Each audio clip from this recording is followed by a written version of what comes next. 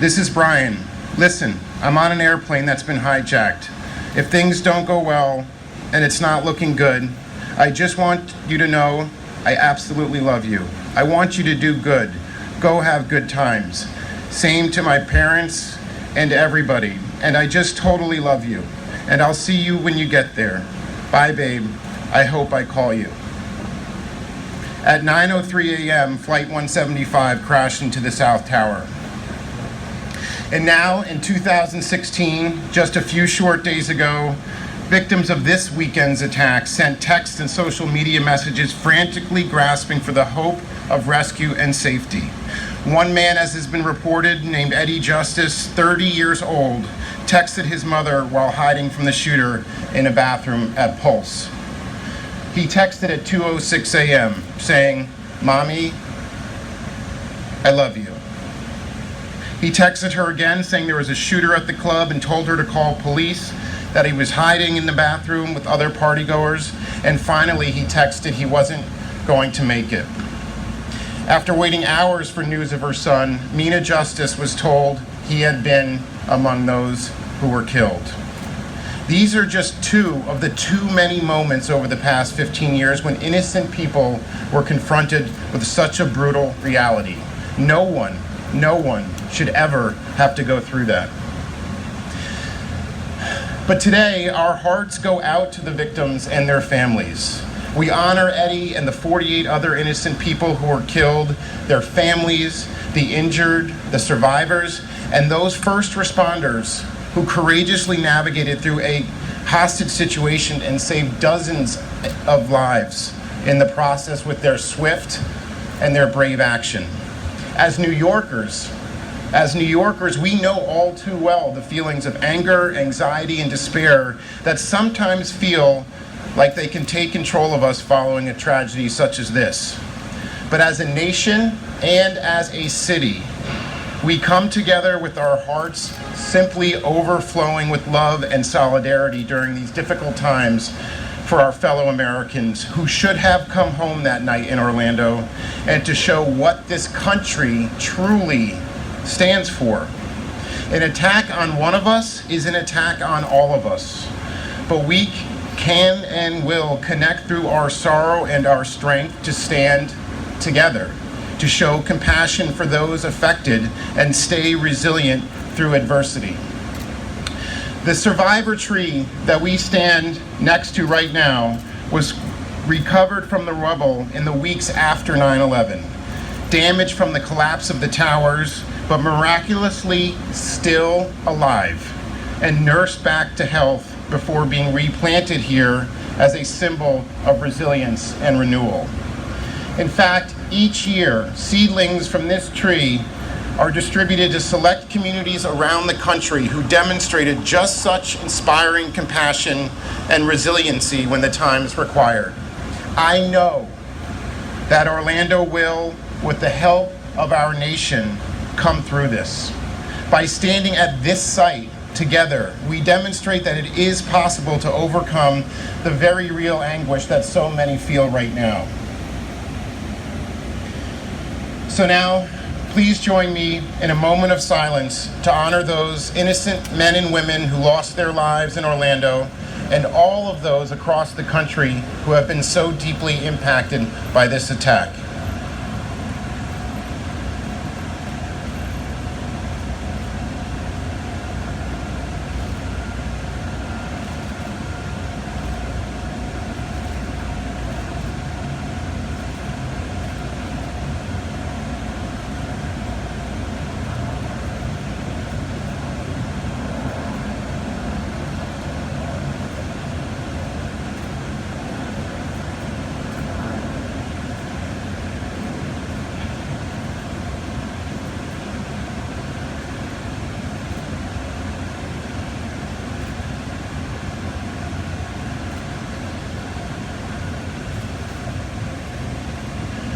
Thank you.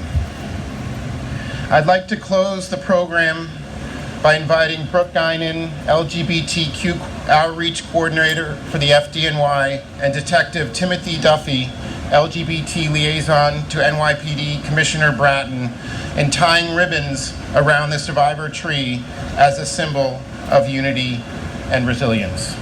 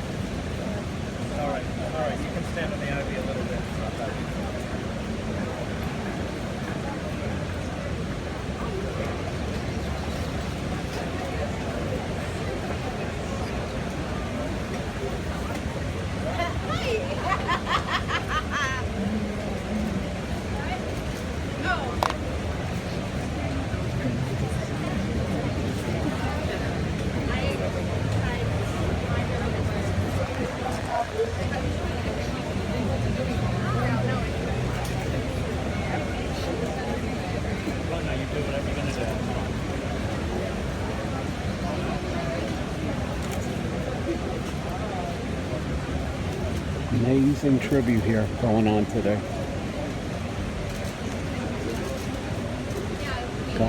God bless the Orlando victims. May you rest in peace.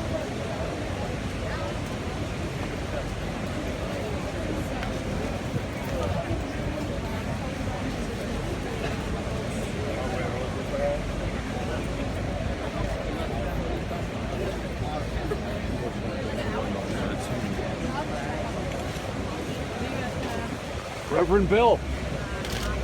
My man.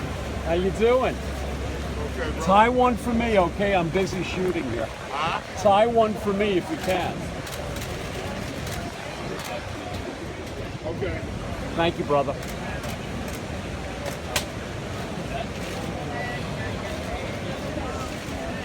This is for you. Thank you. Thank you very much. Reverend Bill is tying a ribbon for me because I'm busy shooting.